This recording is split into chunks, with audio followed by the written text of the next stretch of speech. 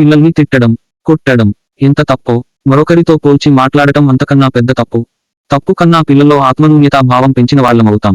అంతేకాదు మొండివాళ్లుగా తయారవుతారు. మన చుట్టూ ఉన్న పిల్లల్లో, అసలు పిల్లల్లో ఏంటి, ఏ ఒక్కరూ మరొకరిలా ఉండరు. మరి పోల్చడం ఎంత వరకు సబబు? వాళ్ళ ఎదుగుదలకు ఇదే ఆటంకం అంటున్నారు నిపుణులు. గుణగణాల్లో బలాలు, బలహీనతలు ఉంటాయి. వాటిని వేరే పిల్లలతో పోల్చకండి. ఒక పిల్లవాడు లెక్కల్లో టాపర్గా ఉండొచ్చు. మరొకరు ఆటలు బాగా ఆడుతూ ఫస్ట్ రావచ్చు. కొందరు చక్కగా, శ్రావ్యంగా పాటలు పాడతారు. ఇలా ఒక్కొక్కరికి ఒక్కో ప్రత్యేకత ఉంటుంది. తల్లిదండ్రులుగా వారి వారి ప్రత్యేకతలేమిటో గుర్తించి ప్రోత్సహించండి. అది వదిలేసి, రాణి ఆంటీ వాళ్ళ అమ్మాయి చూడు ఎప్పుడూ క్లాస్ ఫస్టే, ఆడపిల్లలు చదువుతున్నారా, నువ్వు ఉన్నావు ఎందుకు, వేస్ట్ ఫెలో, నీ కోసం రూపాయి ఖర్చు పెట్టినా దండుగా ఆ అమ్మాయిని అందుకోవడం నీ తరం కాదులే, నువ్వు ఈ జన్మకు బాగుపడవు, ఇలా పిల్లల్ని అనేక రకాల మాటలతో వేధిస్తుంటారు కొందరు తల్లిదండ్రులు. దీనివల్ల ఆ పిల్లలు ఎంత మనోవేదనకు గురవుతారో అర్థం కాదు. అంతేకాదు ఇలాంటి సందర్భాలు వారిని తీవ్ర ఒత్తిడికి గురి చేస్తాయి. ఫలితంగా వారికి ఆసక్తి ఉన్న రంగంలోనూ ఎదగలేరు. మానసికమైన కుంగుబాటుతోనే ఇలాంటి పరిస్థితులు వస్తాయనేది నిపుణులు చెప్తున్నమాట. తల్లిదండ్రులు ఒక్కసారి ఆత్మపరిశీలన చేసుకోవాలి. వాళ్ళు పనిచేసే సంస్థలో బాస్ సహోద్యోగులతో తమ పనిని పోల్చినప్పుడు తామెంత బాధపడతారో గుర్తు తెచ్చుకోవాలి. ఇంత పెద్దవాళ్లైనా మీరే అలాంటి పరిస్థితుల్ని తట్టుకోలేకపోతే చిన్ని మనసులు వాళ్ళు ఎంత తల్లడిల్లుతారో ఒక్కసారి ఆలోచించండి. అలాంటి పోలికలతో బాధ కొన్ని రోజుల పాటు కొనసాగుతుందన్నది మన అనుభవంలో అవగతమే.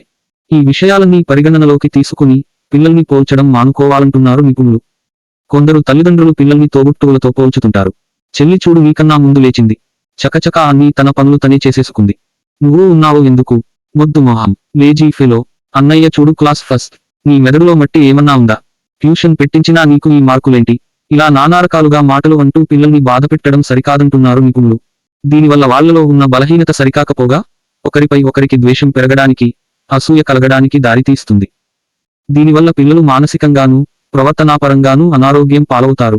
ఫలితంగా ఈ పరిణామాలు తరువాయి 16లో పెరిగే కొద్దీ పెరుగుతాయనేది నిపుణులు చేస్తున్న హెచ్చరిక.